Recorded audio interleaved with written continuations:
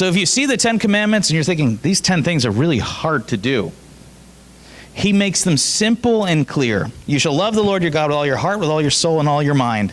That is a summation of the first 4 commandments. Only one God, no idols, no blasphemies, keep the Sabbath. How do you love the Lord your God with all your heart, with all your soul, with all your mind? Well, if you observe how Jesus did it, he depended on his Father in the moments in the garden. He gave himself over to what his Father would do. He constantly is showing, like, my work is my Father's work. He kept the Sabbath. He promotes it. And then the second, it says this, you shall love the Lord your God with all, the second is like it, you shall love your neighbors yourself. So there is technically 4 things, if you add the book of Luke's answer as well, that he gives us an example on what to do. So when we love God with our mind, it's like we have to understand that God's in charge of our past, our present, and our future. So when we love him, we can know that he's protecting us in all moments of our life. When it says you have to love him with your heart, this is a fun thing, by the way. So in Greek writing, they don't use, there's a word for cardia, which is heart, where if you go to the cardiologist, that's where we get the word from. But usually they say the seat of your emotions, and Greek thought was your splagnia, which is your guts. And so whenever you feel like sick to your stomach because you learned something, the ancients used to say, well, it's because your emotions are down here. So something makes you nervous, your stomach starts, it feels like it's going to flip. They just said, well, that's because that's where your emotions are. They're here, they're not here, according to the ancients. Anyway, so it says you love him with your emotions, and so you submit your emotions to Jesus. And so you don't get carried away with every wind and turmoil that goes on around you. If you put on the news for 10 seconds, you know, they're professionally made to get those clicks and to get those views. And so they're going to push you by wind of emotion to make you fall into whatever they're trying to get you to believe. And so as you love God with your mind and your heart, your soul and your strength, you submit your emotions to that.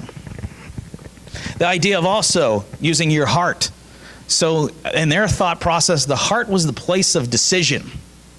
And so when you set something aside in your heart, you would do it. This is what you determine to do. I've announced I'm reading a lot about antiquity and how ancient Christians dealt with the lions and the Romans and the persecutors. Why did they do what they did? Why were they willing to be thrown into the gladiatorial arenas? Why were they just willing to die? Why are men and women today in the Islamic world, in the communist world, still willing to die? I've met men and women who used to sneak Bibles into the Soviet Union. What makes them want to do that? And it's because in their heart they have a conviction that says this is real. They're willing to submit their heart to Christ. That's a scary thing when you think about it. You know, at any second, they could kick in the door and take you away.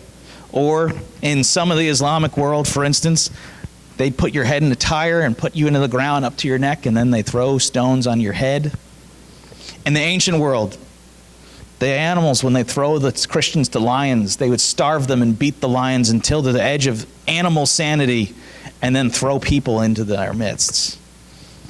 And so these people, they had to hold on to Christ with their deepest conviction. Do we love him with that? The next thing is, how do you love God with your strength? So when Jesus says you should love him with all your heart, with all your soul, all your mind, and all your strength, physical adversity, do you love him with your body? Do you give him your body? Do you give him the things that your body requires, all of your energy?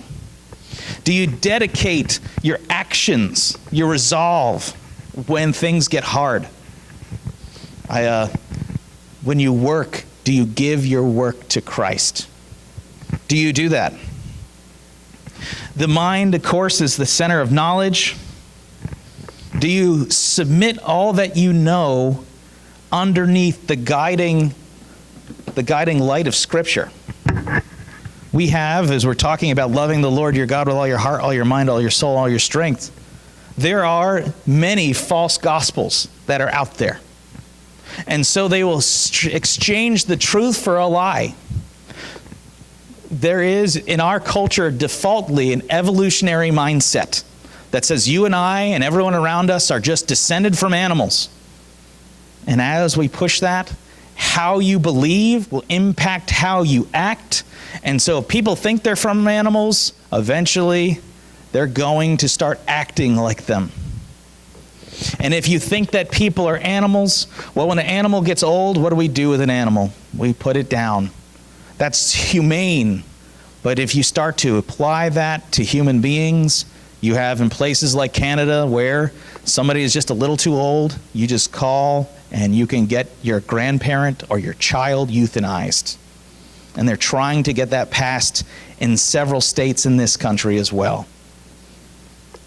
There might be a day where people call to get their kids euthanized, post-birth abortion, basically.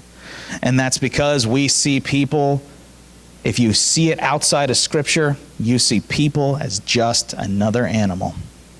I don't mean to bring down the attitude, but this is how it is. What you believe controls your actions.